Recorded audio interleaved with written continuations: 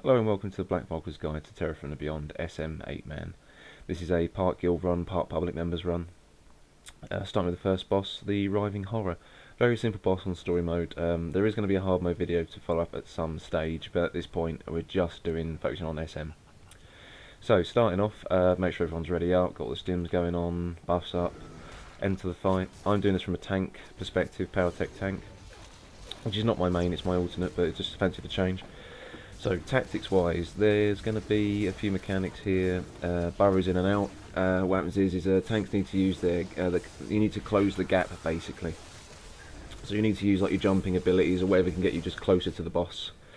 What you want to do is, as soon as he reappears, jump to him if you're a tank, otherwise he's going to split apart from the raid. You don't want to lose the target.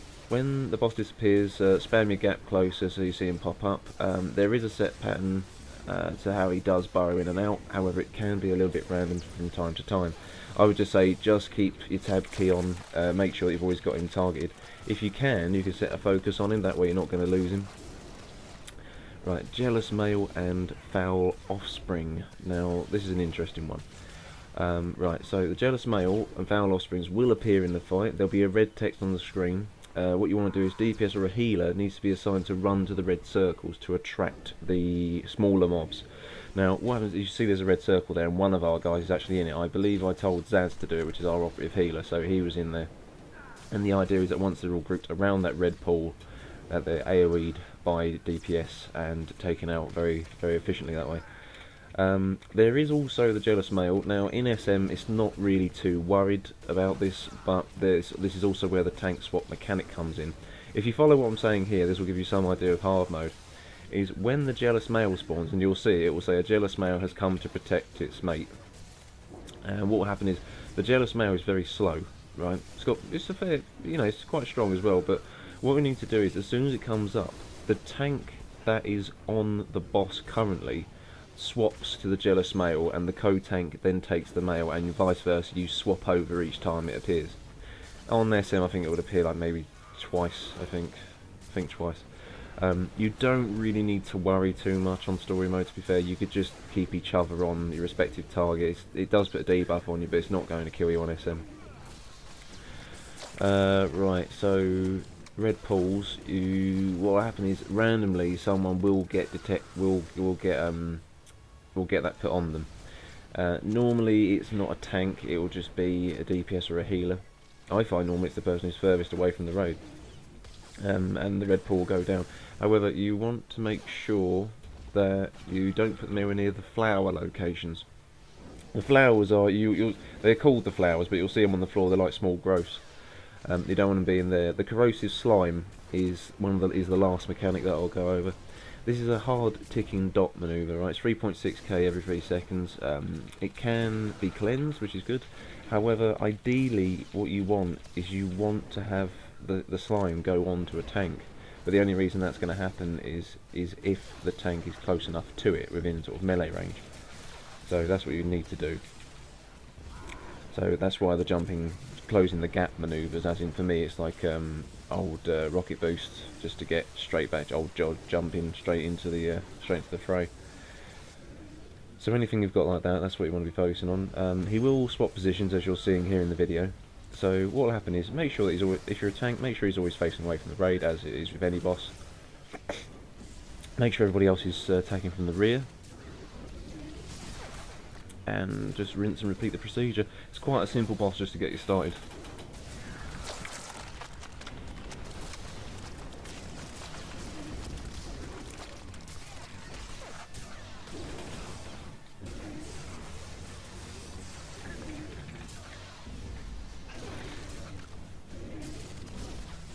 And as you can see, he's nearly dead now.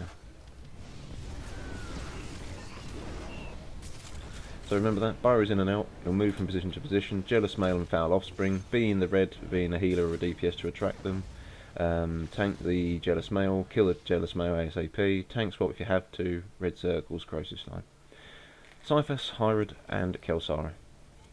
Okay, so with these three they have a decent amount of mechanics to them. It's quite an interesting fight. Okay, so the kill order is Hyrod, Cyphus and then Kelsara. In phase 1, Hyrad will cast Surging Chains and becomes immune to damage.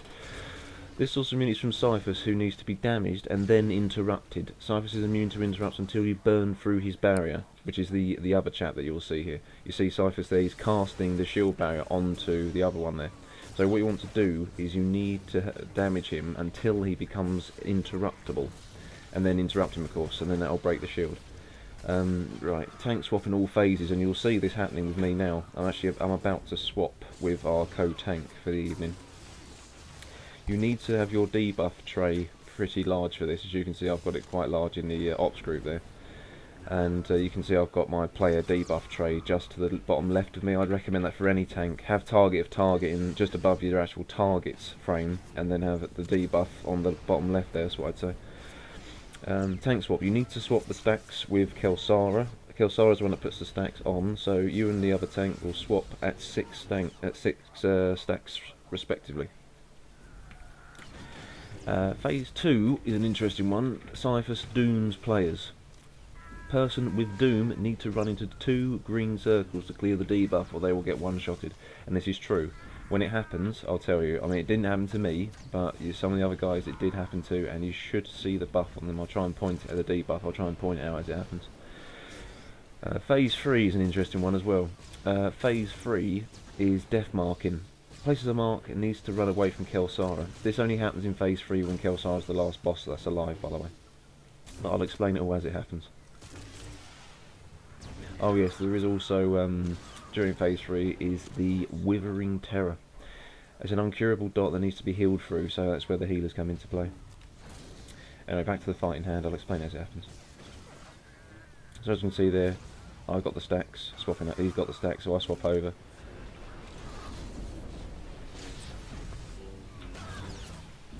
DPS, your job is to get the target dead, which is Hyrad. You need him dead ASAP. So no matter what happens, you just focus on him until he's dead. Healers is pretty self-explanatory. However, I will say this though: range DPS and healers stick to the middle of the area here. So you see, we've got both tanks keeping this evenly spaced apart. One engagement in the north, east, and west. That's what you want. You want to keep some decent distance between you. So you see there's the green circle. Now the green circle will appear, it will appear as a mist around your waist, and it will drop to the floor. So you need to make sure that you're in a convenient position, and you don't want to put this all over the show where people can't sort of effectively run away from it. So ideally try and do it in the middle, just in the middle. Unfortunately a couple of us did get a few extra ones here that no one was expecting. It doesn't always go to plan, but it's a good idea to just think about your positioning. If you are ranged DPS, you've got that ability to stay in a really decent place so it doesn't damage anyone else. If you've got the debuff on you, it will have a 2 stack of it, and what you need to do is run into the green, and on story mode I believe you can just stand in it and it will just go 1 down, 2 down, gone, and then you've got rid of them, then you can walk back out again. It's not the same on hard mode though, only it's 1 circle per debuff.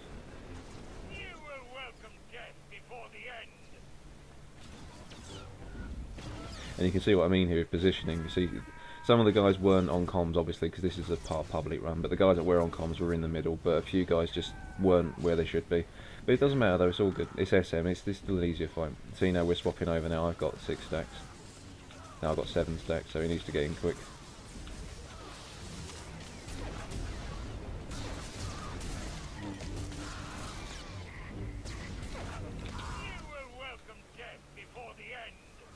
There we go, so he's got it now.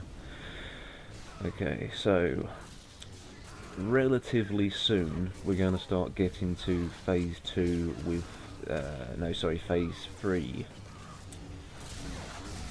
with the death marks.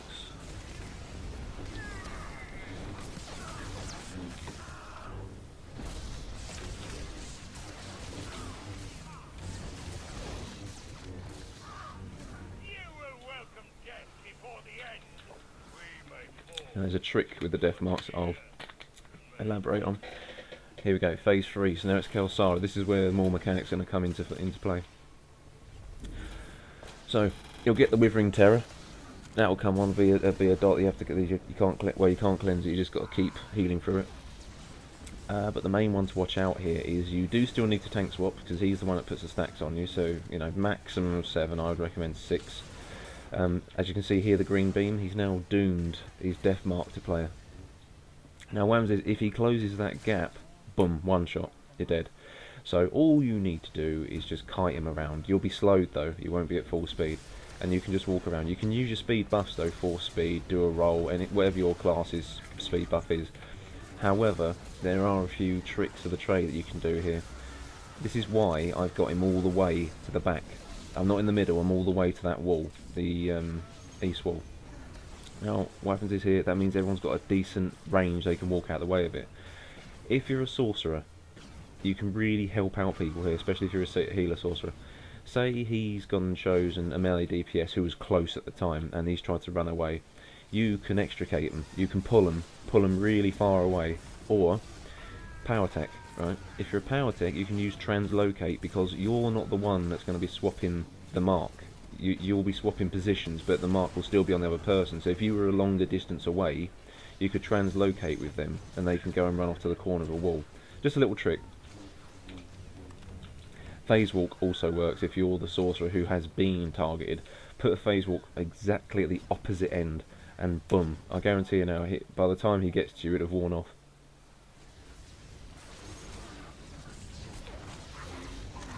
You can see the green dot there, and the green debuff that needs to just be healed through.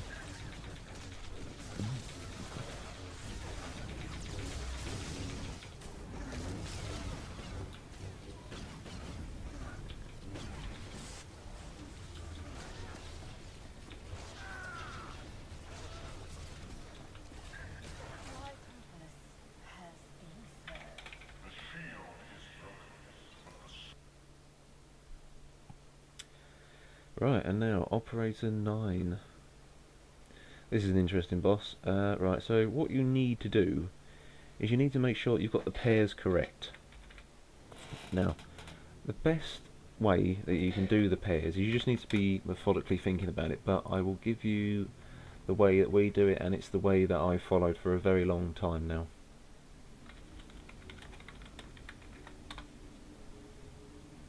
Right, so let's get my bearings.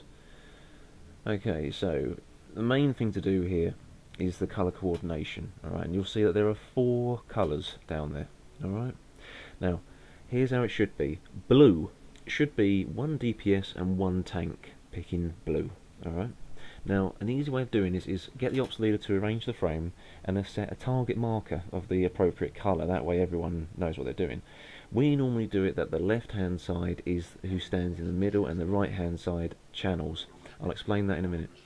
But you're going to have 1 DPS, 1 tank for blue, 1 DPS and 1 tank for orange.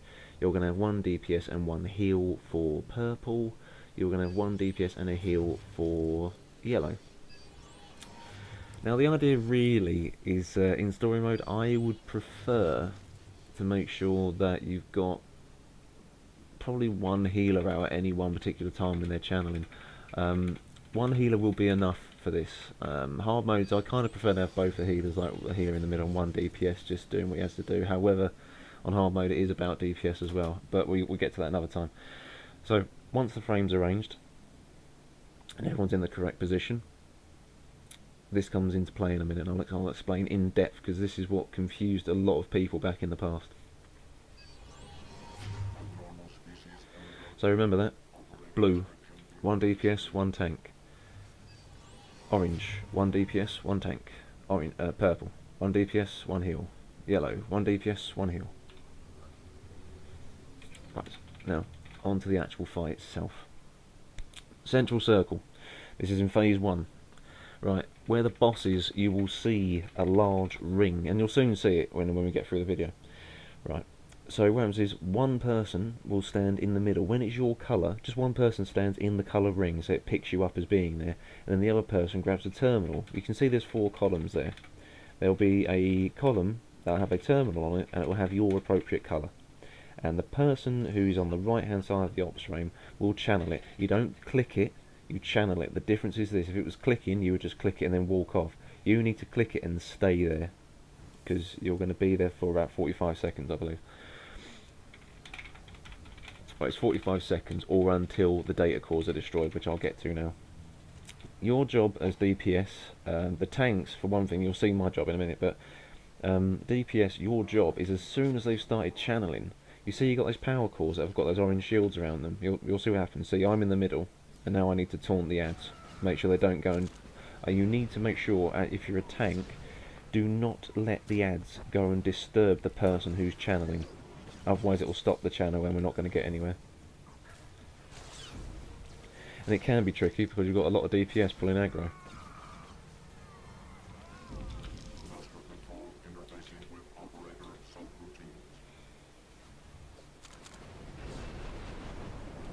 And there you go, you can see there's a power core now exposed in the back there, in the north of the map. DPS must kill them ASAP. And there'll be two. Every time you channel, there'll be two that are unlocked.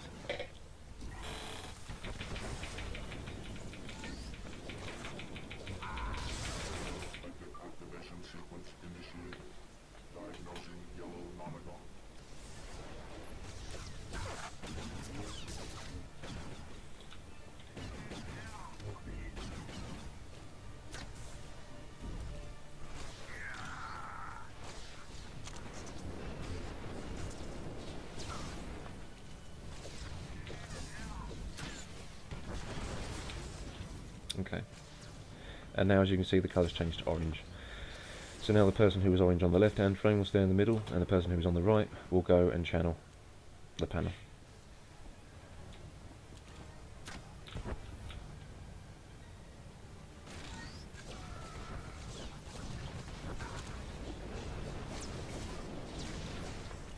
And the idea is just keep the ads away from the guy who's channeling and try and keep them away from the guy who's in the middle.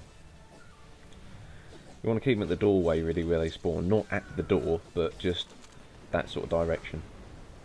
Pretty much where I am now, around the outside of that ring.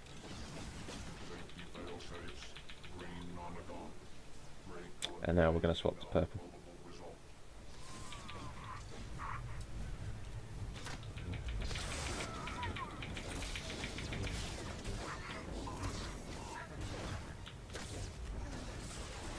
For a first timer this can be quite daunting, you see.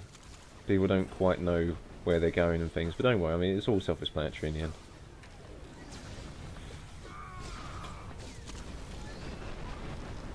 The problem is some DPS get too worked up about taking out the ads. It's not about that.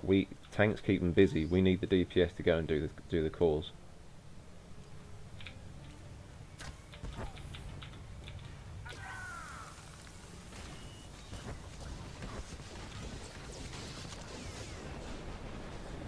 However, a healer, there isn't anything to cleanse off or anything. You're just here to heal, so it's not too bad on the healers. It's more of a tank DPS type job.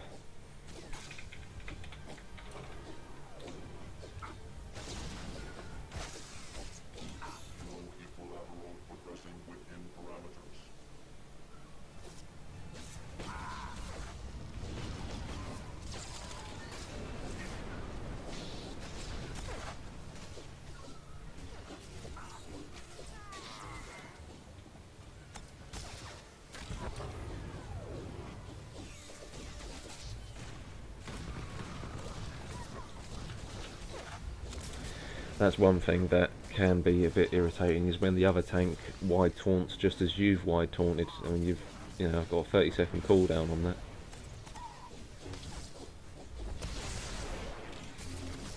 I would try and get that before you go into one. Try and get that sorted out between the two tanks. Just say, if you are gonna taunt an ad, make sure I haven't already taunted it. It's very obvious when you already have, because they're just glowing red.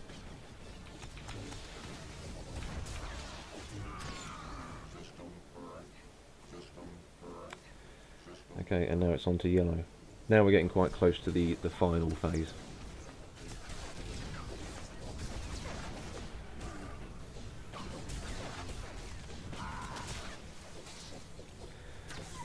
The final phase on story mode is actually extremely simple, thank God. Hard mode is a lot worse.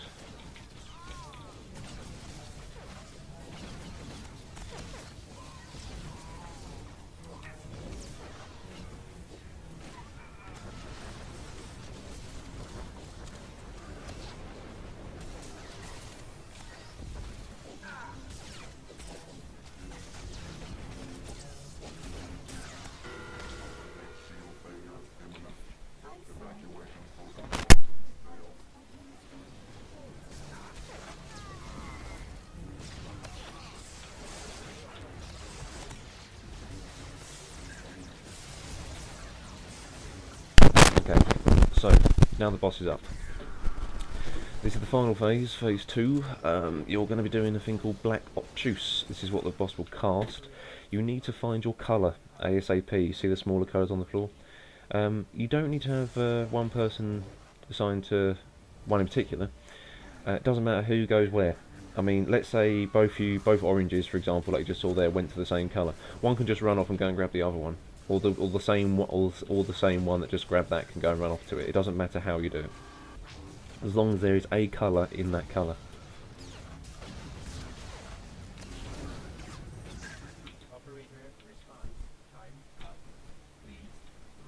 See? There you go. And just rinse and repeat until he's dead.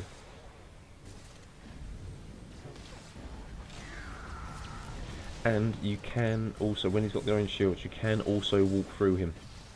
You don't have to walk around the outside, you can walk in a straight line.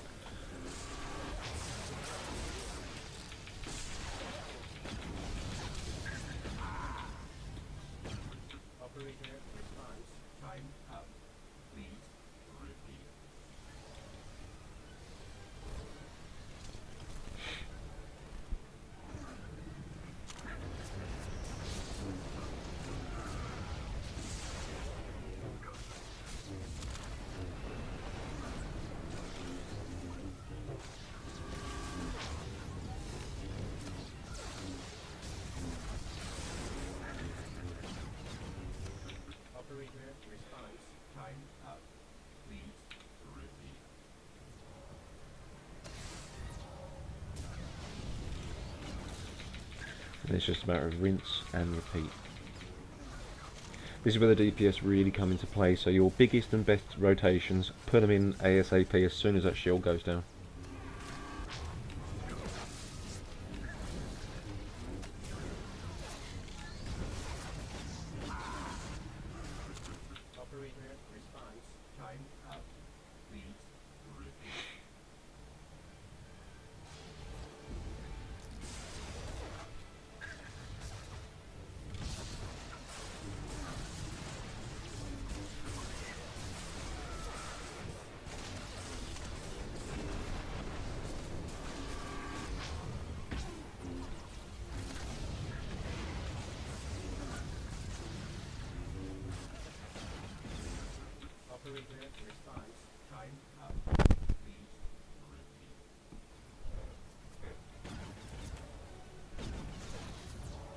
It's quite an interesting fight. A lot of mechanics too.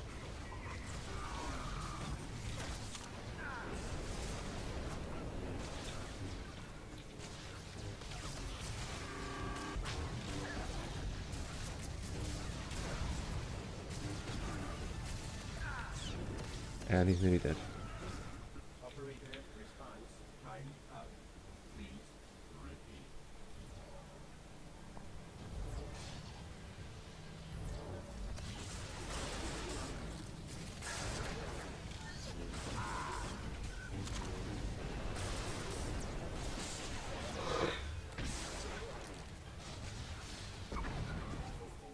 And there we go, that's Operator 9. So, moving on from him, we've got Kephas the Undying. Now, Kephas is quite an interesting one. A few interesting mechanics to him. There is technically a tank swap here, however, you can get away with it on story mode. But, just to be practical, phase 1 of the tank swapping, you're going to need to... The tank that's got Kephas will get 2 debuffs on him, and what will happen... When this happens, the other tank will need to taunt Kephas. The glowy tank, as it's known, can run to the big glowing circle on the ground to remove the 2 debuffs. You just walk into it, wait till they're gone, then come back again. However, like I say, on story mode you can just get away with almost tank spanking it. Phase 1 though, focus laser blast. So what's going to happen is with that is you're going to get Kephas to a pillar with his laser beam attached to it. The person being blasted can either run behind the pillar or in front of it. But it must be facing the boss, though. It has to be. I will say that it must be facing him. What will happen is, when that happens, is Kephas will actually get knocked to the ground and periodically take more damage during this period. So when he is on the ground, really hit him hard. What you want to do is when Kefus jumps into the air and then lands again, he's going to produce these walls, these sort of holographic walls that spread out from him in every direction. What you want to do is just avoid them. Just simply avoid them. They do a bit of damage, but as long as you stay out of the way, you're all right. In phase 2, you're going to get these red and blue circles. What happens is the boss is going to leap from the ground, creating a pulsating, expanding blue circle, and then he's going to jump. When he comes back down, it's going to be a large red circle. So as long as everyone's outside the circle, it's all right. Now, luckily in story mode, you've only really got to worry about the corrupted nanites in phase 2. What happens is that when you've got corrupted nanites, there's a little round orange dot that's above your head, and I'll show you that as stuff like goes on. What you want to do is you want to run to one of the pillars and start to channel it to get it removed. What you can do, if you just want it removed, just click it and walk away. However, I wouldn't suggest this. What you want to do is bring Kefus to it. Let the tank bring him with you to the pillar. You channel it, and by the time you finish the channel, it will destroy the pillar and knock him to the floor to do even more damage to him. So when you're doing it, try and do it as most efficiently as you can. That's relatively it. However, there is a little bit at the end. There's a little bit of one last mechanic that he does, but I'll get to that when it happens.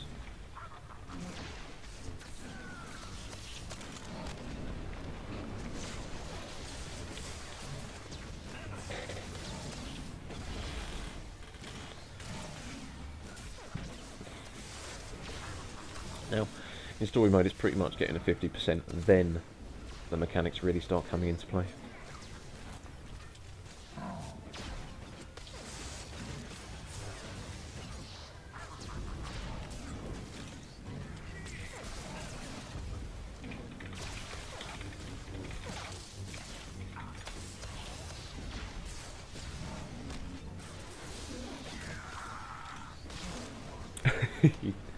Yeah, sorry, I remember this, the other tank, I said about doing the swap when it happened, and he's like, yeah, we can do if you want.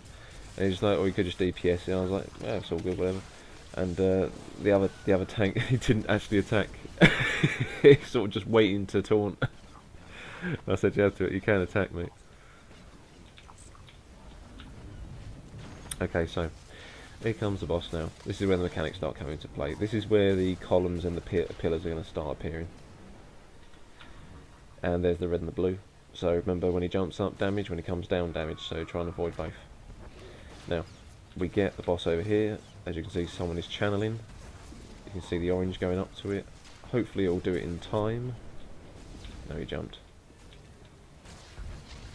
We might be alright. Yes, we were. As you can see, he went down. As long as you've got him in the right moment, then yeah, you can do it. And as you can see, I'm dragging him to the pillars. And you can see the orange dot, so one of those guys with the orange dot needs to start channeling if they realise what to do.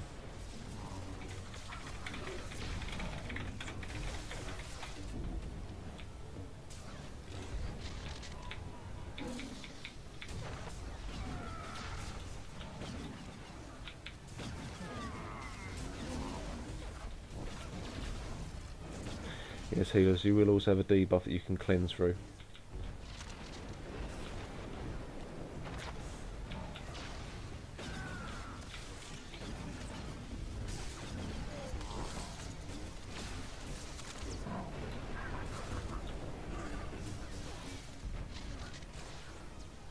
Someone should be channeling at this point. I'm surprised that no one is channeling. Right, someone is.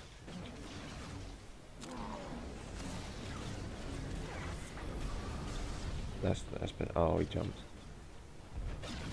It is a shame when he jumps. That's why it has to be done really quickly. Try and catch him before he goes up. But you can see how this works here. This one should be alright. Oh. It's not a terribly huge deal, but it just really helps you out.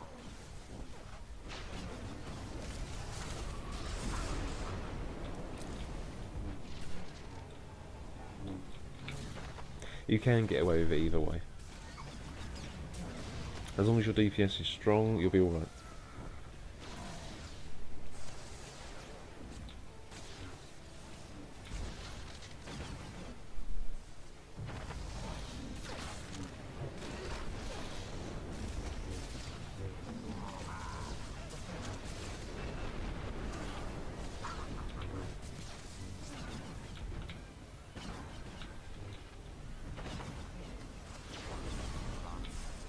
Yes, got him there. Okay, good. So this is where you put your really heavy rotation in. As you can see there, they all did. It's not for long. It's only a small glimpse at, you know, some higher damage, but it's worth every chance to get it. A moment missed like that on hard mode really matters. Really matters.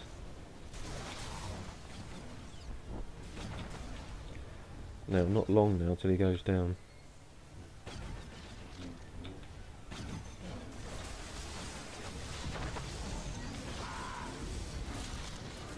When he's in his final percentage, he'll pull out one more mechanic that I'd say just be watch out for.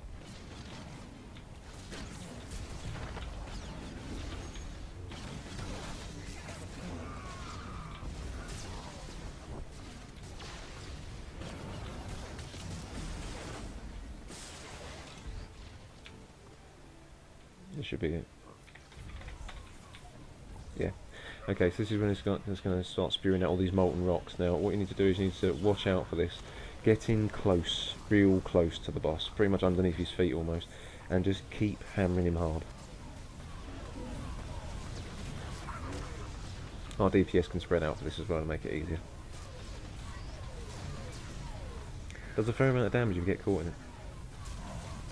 So DPS him hard when he does it, just to get rid of it.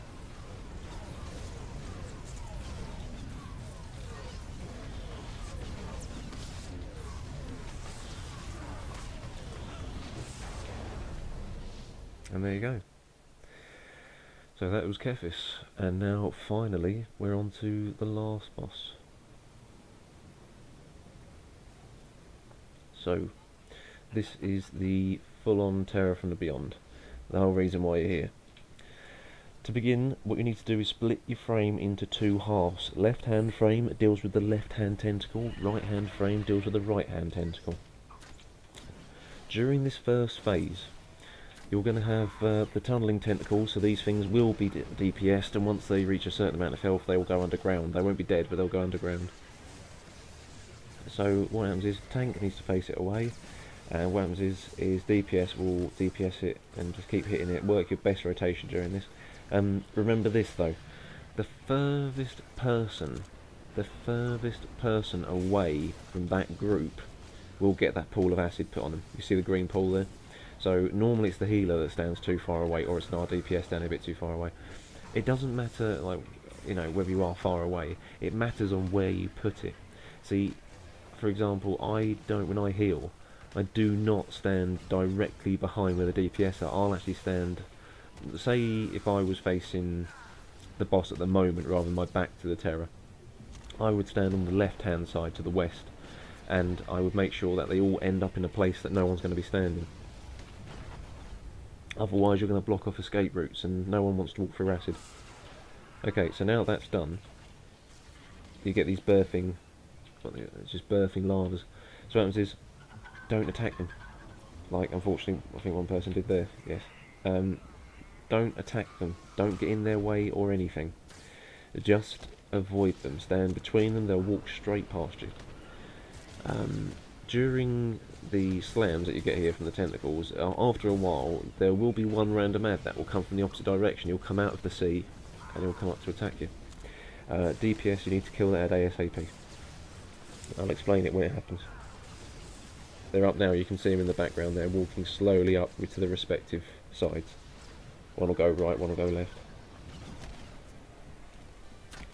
If our DPS see it soon enough, it goes down very quickly. But you can see the way they've been standing, they've got 4 pools really close to each other. Where he's standing now, on the furthest right there, is a good place. That's a good place, because no one's going to stand there. So you can just shimmy around there and just fill all that gap up with it.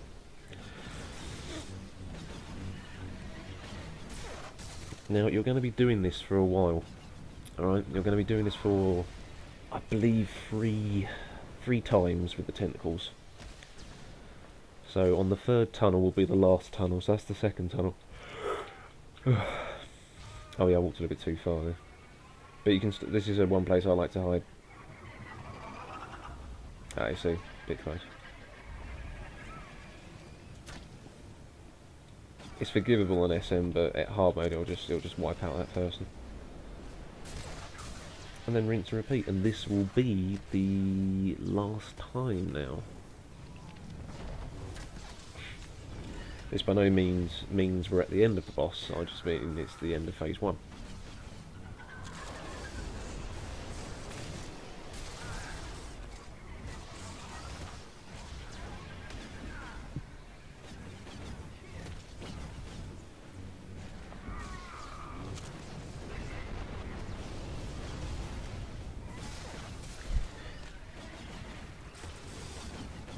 It's fairly simple, this part.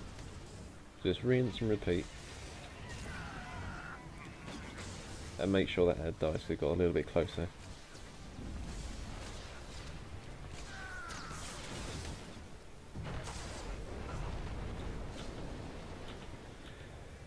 And 3, 2, 1, there we go. So now you're going to get dragged into the beyond. A lot of jumping. This is quite daunting for most people when they first see it. Right. There are several platforms around here, okay?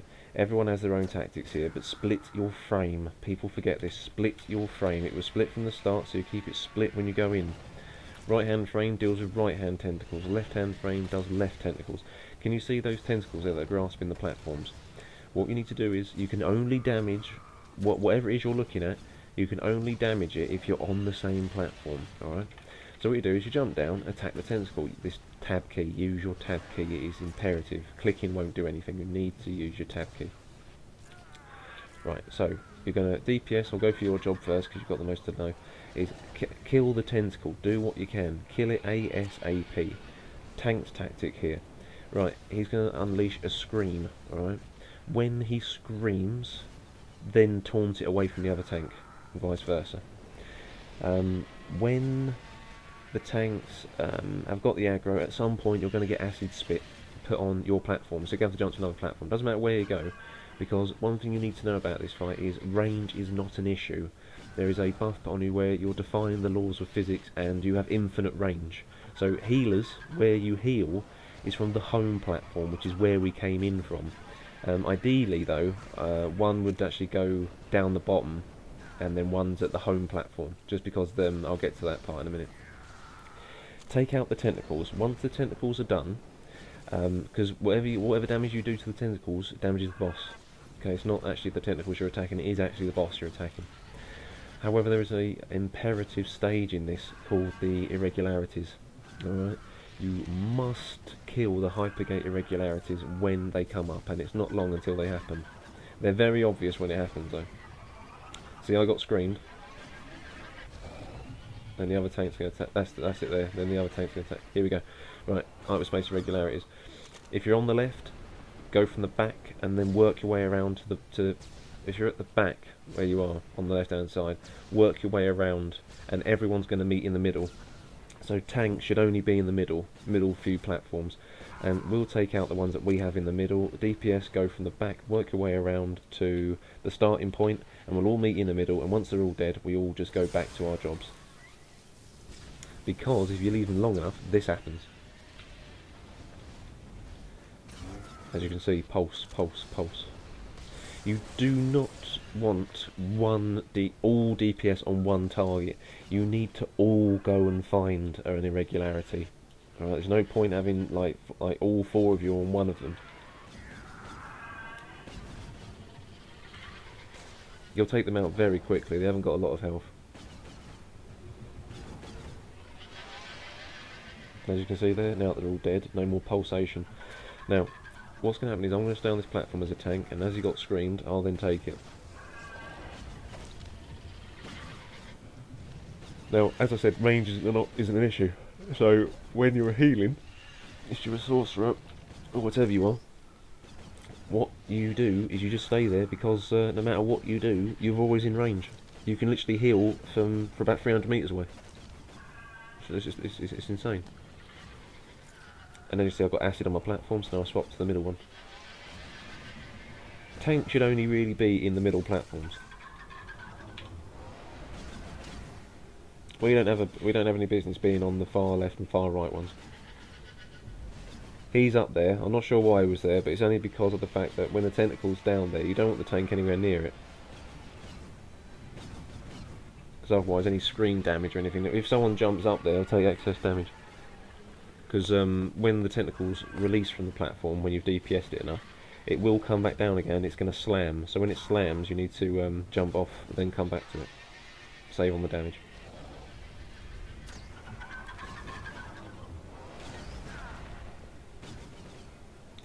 And there is the cleave as well, but SM don't have to worry about it.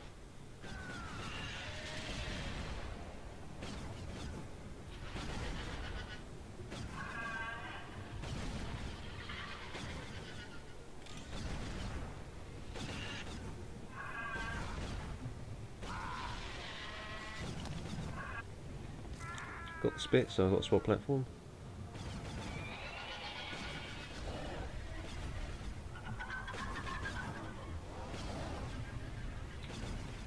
Irregularities. It happens twice on story mode.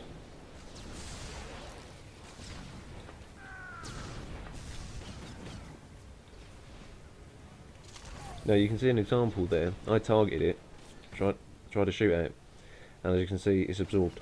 Right, won't take any damage. You need to be on the same platform as whatever target you have. You can easily see where the blue are. Just zoom your camera out to 100%. Use your tab key. You'll soon find them.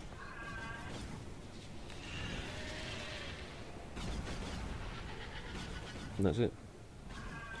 So the boss does not die at 0, by the way. He actually dies at 3%.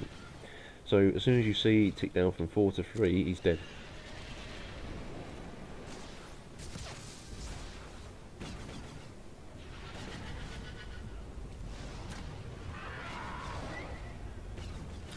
Yes, there is also during the 16% he will do a Furious Tantrum. So once he's here, tanks need to keep taunting to get the aggro, so that we get the what was it called?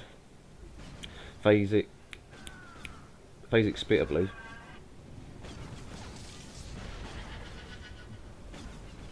That's it. It's like an orange. That's it. It's like a red spit. So phasic spit, we need to keep taunting so that we get it rather than because it drops aggro, so it'll randomly target people. So we need to keep taunting constantly. When I've got it once and it drops, the other tank takes it, then I take it again.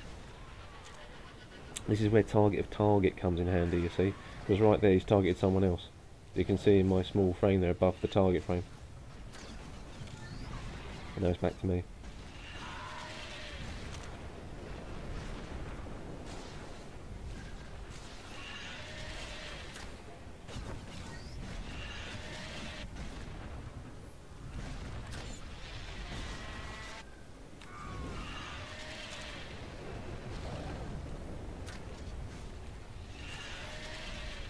Not long left.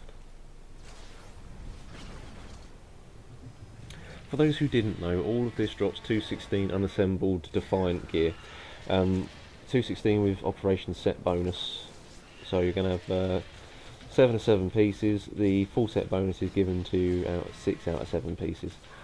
You need this gear if you want to progress to hard mode. It's the basic requirement for hard mode.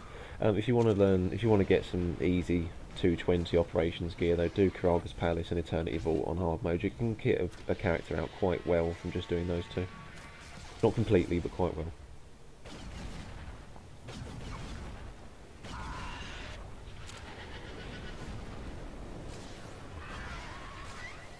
I would then say to you, if you want to progress to a hard mode operation, suggest doing this, because it's probably one of the lesser hard ones.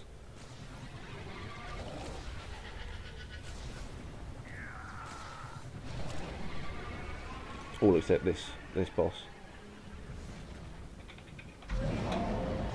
And there you go, 3%, there he goes. And now we get sucked off into the wherever. And we get sent back to the platform. not the platform, sorry, the original little island.